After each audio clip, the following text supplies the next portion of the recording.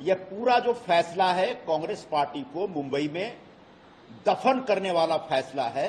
कांग्रेस में रहकर भारतीय जनता पार्टी के पक्ष में बात कर रहे हैं, वो स्पष्ट दिखाई दिया है। बाकी जो विवाद हैं या जो उनके कमेंट्स हैं,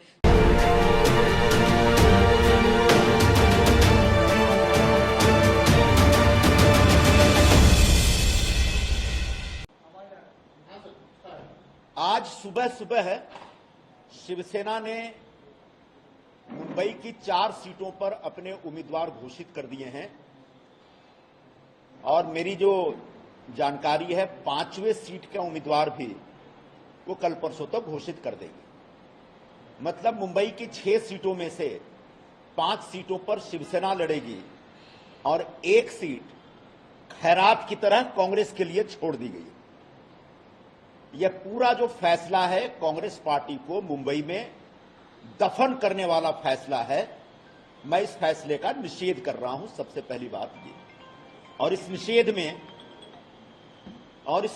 में जो मैं निषेध कर रहा हूं, इसमें शिवसेना का नेतृत्व का भी निषेध कर रहा हूं और कांग्रेस के नेतृत्व ने जिसने नेगोशिएशन में हिस्सा लिया, वो लोग नेगोशिएशन सही ढंग से नहीं कर पाए, इसकी भी निंदा करता हूं, निषेध कर रहा हूं। शिवसेना ने जो उम्मीदवार घोषित किया है उत्तर पश्चिम के लिए, उसके बारे में मैं भूमिका पहले से स्पष्ट कर चुका हूं।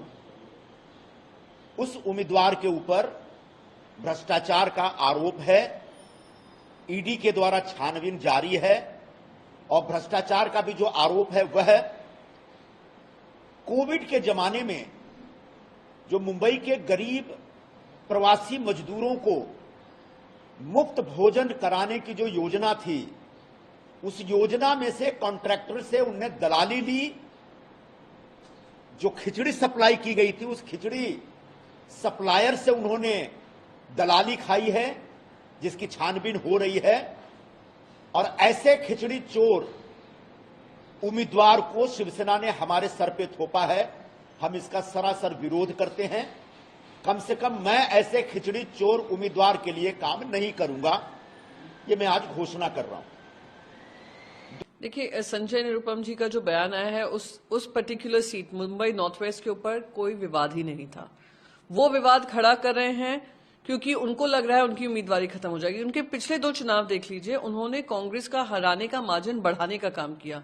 ये हमारी विनिंग सीट है। अब विनिंग सीट को हम गिव अप कर दें, ये कहीं भी सही नहीं है, ठीक नहीं है। और मैं बोलती हूँ अलायंस के धर्म के खिलाफ है। तो उन्होंने जिस तरीके से प्रेस कॉन्फ्रेंस रखी और जो उन्होंने आरोप लगाए, उनमें ना सत्य है ना तथ्य है। भारतीय जनता पार्टी की पूरी भाषा साबित हो रही है। कांग्रेस में रहकर भारतीय जनता पार्टी के पक्ष में बात कर रहे हैं, वो स्पष्ट दिखाई दिया है। बाकी जो विवाद हैं या जो उनके कमेंट्स हैं, चाहे वो थोराट साहब हों, चाहे वो पृथ्वीराज चौहान जी हों, उनसे हम संवाद करके हम उनको समझाएंगे। जिस तरीके से रामटेक हमारे साथ 25 साल की हमारी ट्रेडिशनल सीट रही है, वो हमने अलायंस का धर्म समझते हुए हमने हंसी खुशी दे दी कांग्रेस पार्टी को।